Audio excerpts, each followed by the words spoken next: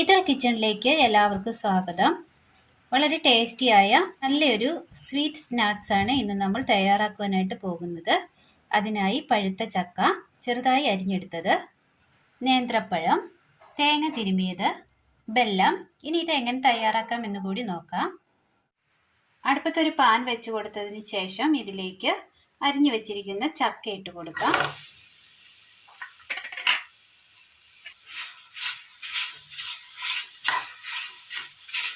ചെറുതീയിൽ വേണം വെച്ച് കൊടുക്കാനായിട്ട്. ഇതിലേക്ക് ഒരല്പം ചെറു ചൂടുവെള്ളം ഒഴിച്ചു കൊടുക്കാം.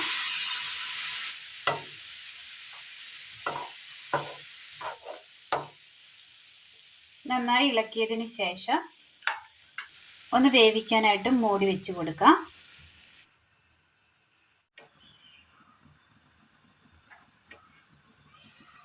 ചക്ക വെന്ത് വരുന്നതനുസരിച്ച് ഒന്ന് അടി ഇളക്കി കൊടുക്കണം ഇടയ്ക്കിടയ്ക്ക്. അങ്ങനെ നന്നായി വെന്ത് കിട്ടിയിട്ടുണ്ട്. ഇതിലേക്ക് ചീകി വെച്ചിരിക്കുന്ന ബെല്ലം കൂടി ഇട്ട് കൊടുക്കാം.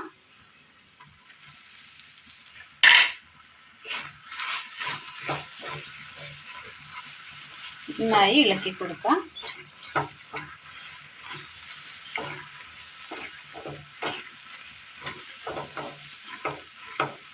ഇതിനായി നമ്മൾ വരിക്കച്ചക്ക തന്നെ എടുക്കണം. കൂഴച്ചക്ക എടുത്താൽ നന്നാവൂല. ഇടയ്ക്ക് ഇങ്ങനെ കട്ടുകട്ടായിട്ട് ചെറിയ പീസുകളൊക്കെ കിടക്കണം.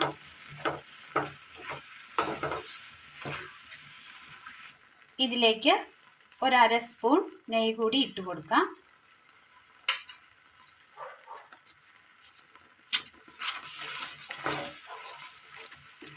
നന്നായി മിക്സ് ചെയ്തെടുക്കാം.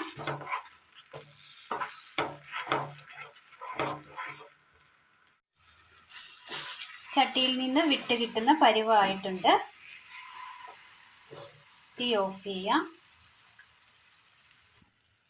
ഒരു പാത്രത്തിലേക്ക് ഇട്ട് കൊടുക്കാം. ഒന്ന് തണുക്കട്ടെ. അടുപ്പത്തൊരു പാൻ വെച്ച് കൊടുത്തതിന് ശേഷം അതിലേക്ക് തേങ്ങ തിരുമിയത് ഇട്ട് കൊടുക്കാം.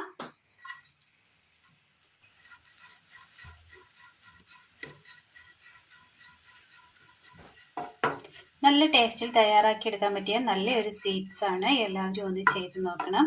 അഭിപ്രായങ്ങൾ കമൻറ്റ് ബോക്സിൽ അറിയിക്കാൻ മറക്കരുത്. നല്ലവരായ കൂട്ടുകാരിലേക്ക് ഷെയർ ചെയ്ത് അയക്കുവാനും മറക്കരുത്.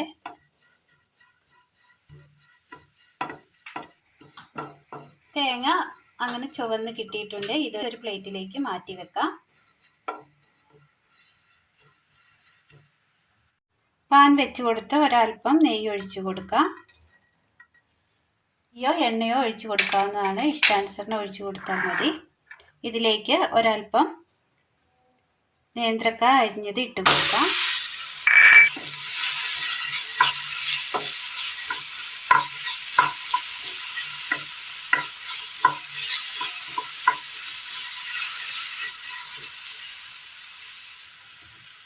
നേന്ത്രപ്പഴം റോസ്റ്റായി കിട്ടിയിട്ടുണ്ട്. ഇതിലേക്ക് ഒരല്പം ഒരു 2 ഏലക്ക ചതച്ചതും 1 സ്പൂൺ ജീരകം ചതച്ചതും ഇട്ട് കൊടുക്കാം.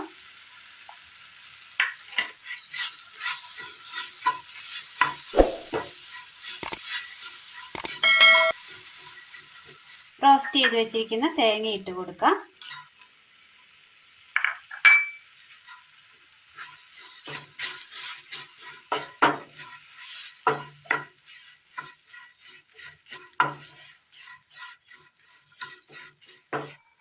ഇതിലേക്ക് ഇഷ്ടമെങ്കിൽ മാത്രം ഇതിലേക്ക് ഒരല്പം ഷുഗർ കൂടി ആഡ് ചെയ്ത് കൊടുക്കാവുന്നതാണ്, മധുരം ഇഷ്ടമുള്ളവർക്ക്.